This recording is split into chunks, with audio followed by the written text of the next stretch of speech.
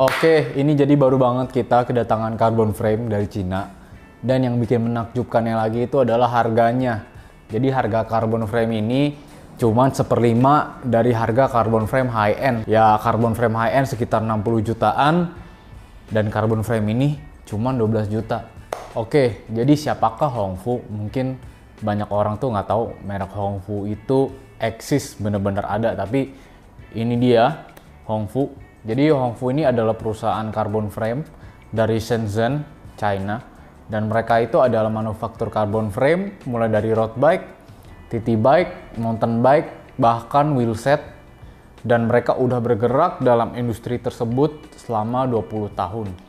Dan di sini kalau dilihat emang frame-nya ini unbranded, jadi nggak ada dekal apa-apa, nggak ada branding Hongfu apa-apa. Jadi mereka emang specialize untuk bikin frame polosan seperti ini. Jadi frame polosan seperti ini itu ya emang siap nunggu di customize aja sama penggunanya. Entah mau di repaint atau mau diapain atau mau dipakai polosan seperti ini juga bisa. Dan ini finishnya matte dan ya bener-bener nggak ada branding sama sekali. Jadi frame ini yang kita gantung ini memiliki finish matte black dan unbranded. Jadi bener-bener hitam dan nggak ada branding sama sekali. Dan misalkan kita pakai di jalan itu orang yakin banget pasti nggak tahu ini merek apa. Apakah ini prototype atau emang sengaja di repaint. Jadi ada kesan misteriusnya lah, orang nggak tahu ini brand apa. Dan di sini Hongfu ini terbuka untuk customize warna sesuai pesanan. Dan pesanan dari Bike Shop Indonesia kita pesan yang matte black aja.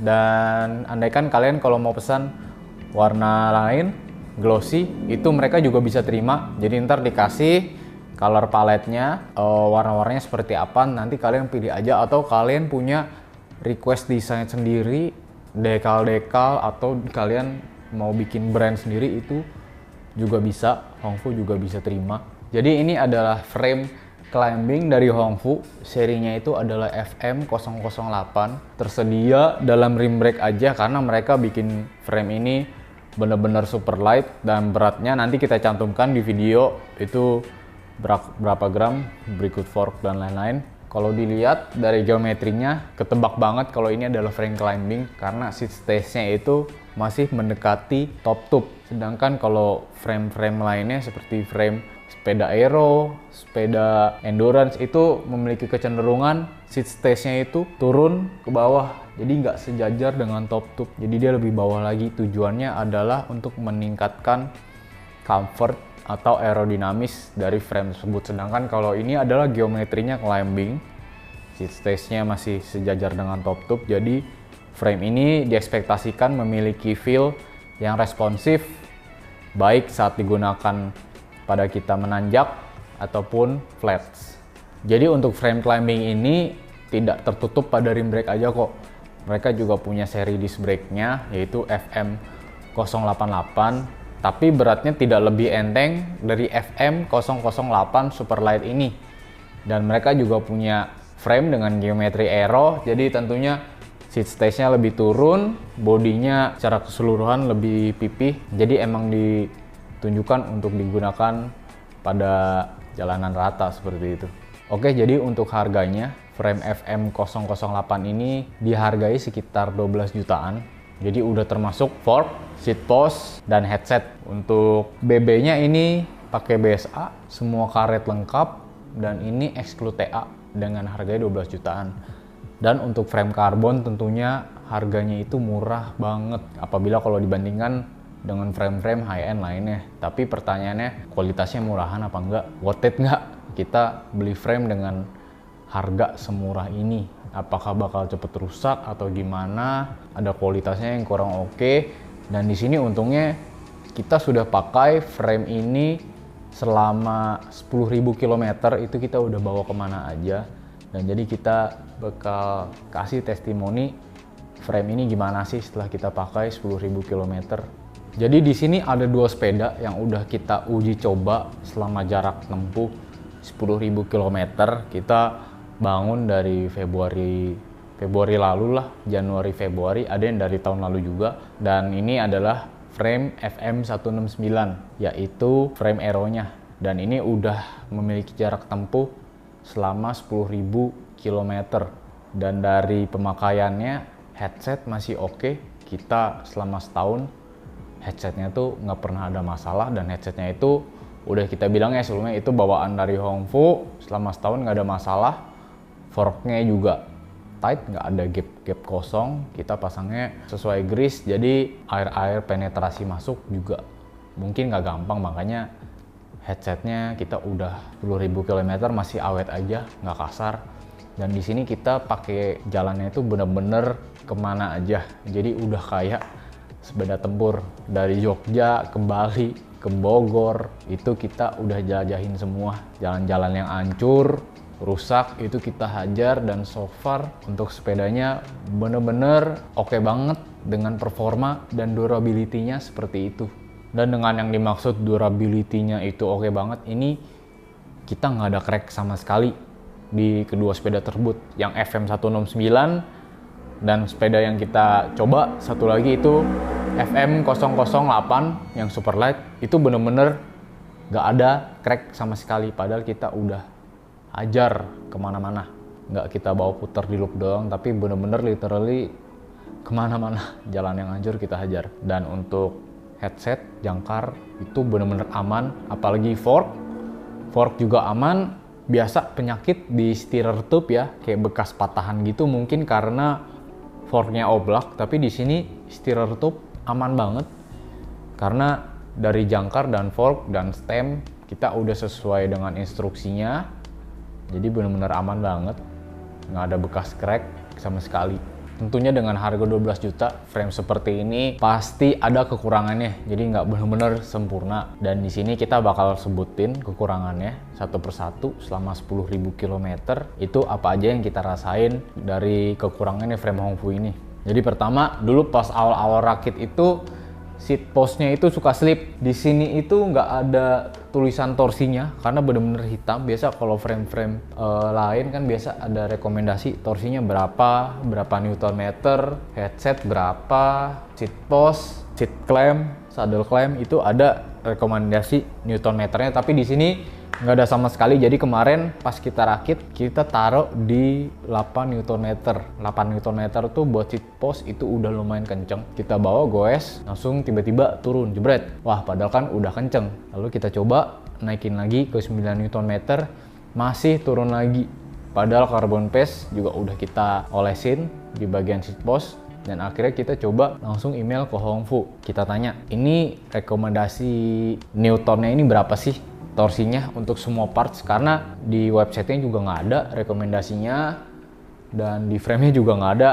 Dan kita email, hebatnya mereka dalam hanya hitungan hari aja itu langsung dibales emailnya dari Hongfu, langsung dikasih tahu diagram Newton meter untuk setiap parts. Dan ternyata untuk seat post Newton meternya itu harusnya itu 10. Lalu kita pasang 10 Newton meter dan akhirnya nggak slip. Udah 10.000 kilometer itu udah nggak pernah ada kejadian slip-slip lagi. Nah, dari sana kita bisa lihat kalau Hongfu itu memiliki after service yang oke. Customer service-nya mereka juga responsif. Jadi mereka nggak cuma jual frame, habis itu udah lepas tangan. Tapi kita sebagai customer, kita nanya ke mereka, mereka jawab, mereka kasih diagramnya lengkap. Walaupun di website mereka itu nggak dicantumkan. Jadi kita mesti nanya dulu, tapi plusnya customer service mereka oke lah. Lalu kendala kedua adalah pada bagian BB. Jadi di sini kan kalau dilihat kan BB-nya udah BSA, tapi BB yang kita pakai frame yang sebelumnya itu masih pakai sistem press fit. Jadi dapat kalian lihat di sini bottom bracketnya itu udah pakai BSA, dan sedangkan yang frame yang kita uji coba 10.000 km itu masih pakai sistem press fit. Dan penyakitnya sistem press fit itu adalah BB creaking. Jadi setelah beberapa bulan ntar pasti ada suara krek saat kita mulai goes. Apalagi dengan power tinggi itu suaranya makin kedengeran. Munculnya itu pada bagian bottom bracket. Dan BB creaking itu beneran kejadian. Itu di bulan ke-6 kalau nggak salah. Itu kita lagi nanjak ke Ciawi dan gradiennya lumayan tinggi. Jadi powernya itu ya kita effort lah untuk lewatin tanjakannya. Nah, namanya power tinggi, bunyi berdecitnya itu jadi makin kenceng juga. Jadi itu berisik banget BB creakingnya. Dan kita baru ingat kemarin tuh pas kita pasang itu kita kasih grease aja di BB shellnya, di rumah BB-nya. Jadi mungkin grease-nya itu udah kering ya, udah habis. Jadi shell BB sama frame-nya itu bergesekan, jadi menimbulkan suara BB creaking tersebut. Kita waktu itu nggak coba pakai Loctite atau compound apapun, dan mungkin kalau kita pakai Loctite atau compound itu harusnya BB creaking itu nggak bakal bunyi. Tapi akhirnya kita keluarin lagi BB shellnya, kita regrease lagi. Itu kita masih nggak pakai Loctite, kita pasang lagi pakai grease biasa. Dan ini udah 10.000 km belum bunyi lagi. Jadi pas di bulan ke-6 ke-7 itu kalau nggak salah sekitar 5.000-6.000 km lah. Jadi setelah 4.000 km belum ada bunyi lagi ya dari BB press fit-nya. Dan makanya di sini kita request coba kita bikin BSA aja, threaded bottom bracket, karena kalau BSA ini BB creaking itu jarang banget terjadi. Pas kilometer 5.000 udah kita servis BB-nya, creaking udah nggak muncul lagi. Dan pada kilometer 8.000 muncul lagi nih creakingnya. Kita coba, kita analisa, ternyata creakingnya bukan dari BB, tapi dari seat post. Ketika kita berdiri, suara creakingnya hilang, tapi kalau kita duduk, suara creakingnya muncul. Mungkin seat postnya kering, karbon paste-nya udah habis atau apa, kita keluarin, kita lumasin lagi, tapi pas kita keluarin tuh ternyata karbon paste-nya itu masih ada. Ya udah, oke, kita bersihin, kita lumasin lagi, kita taruh lagi. Besok kita bawa guys, ternyata masih muncul creakingnya. Ternyata creakingnya itu munculnya itu dari seat post clamp. Jadi seat post clamp itu ada besi, akhirnya kita regrease aja bagian sana. Mungkin karena besi ketemu karbon, kering, akhirnya bunyi-bunyi, kita lumasin dan hilang. Gak ada masalah lagi bunyi-bunyi seperti itu. Jadi kekurangan keempat adalah pada bagian catnya. Jadi tempo hari kita lagi touring ke Bandung bareng komunitas, dan namanya touring itu panjang lumayan. Jadi dikasih stiker, fungsinya ntar dipasang di top tube, dan akhirnya kita pasang ini stikernya di top tube. Lalu setelah selesai touring, seminggu kemudian kita baru copot stikernya, dan setelah kita copot ternyata ada beberapa bagian yang mengelupas ya pada bagian catnya. Jadi dari sana next kita hati-hati aja kalau mau masang stiker, karena ada potensi catnya itu bisa terkelupas. Dan di sini Hongfu juga kasih opsi kalau kalian mau kualitas catnya yang lebih bagus, kalian bisa ngomong request ke Hongfu-nya. Jadi pesan yang versi glossy atau dikasih catnya yang lebih durable. Dan ini kita pesen yang catnya yang basic lah.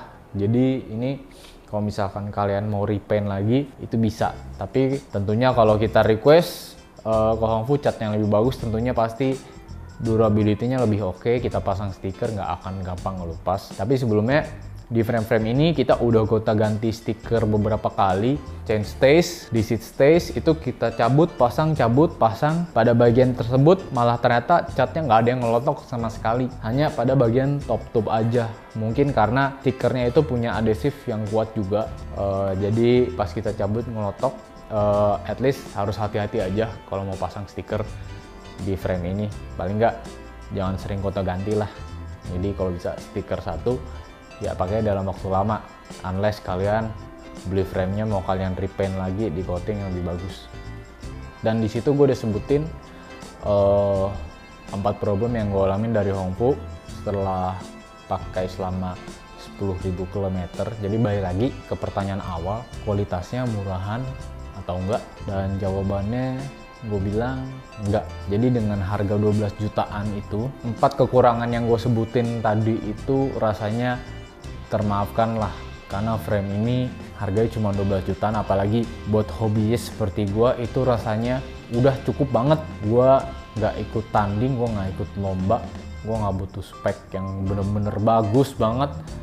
Paling nggak dipakai itu udah enak, responsif, stiff. Dan di sini sebelumnya gua udah pernah coba frame-frame high end, dan apabila kalau dibandingkan dengan Hongfu ya jujur emang beda. Tapi dengan harga 12 jutaan aja gue rasa ini udah cukup banget dipakai sama hobiis, bahkan dipakai lomba itu juga bisa.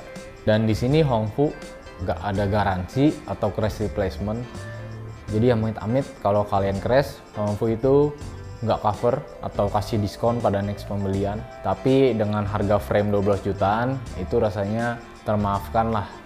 Dan di sini ada FM169 yang kita pakai, ini kita bangun sekitar 60-70 jutaan kalau nggak salah. Di sini kita udah pakai SRAM rival, pedalnya kita udah pakai Axioma power meter, wheelsetnya kita pakai Farsport, handlebar, stem itu masih alloy, saddle kita udah karbon.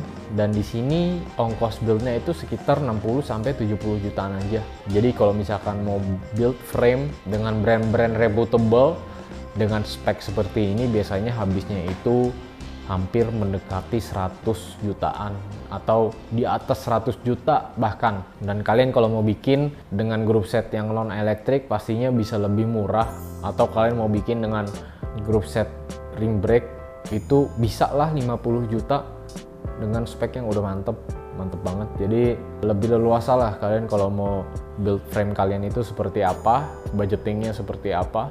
Enaknya itu ya kita mulai dari nol, setiap parts itu kita yang pilih, kita yang tentuin mau gimana.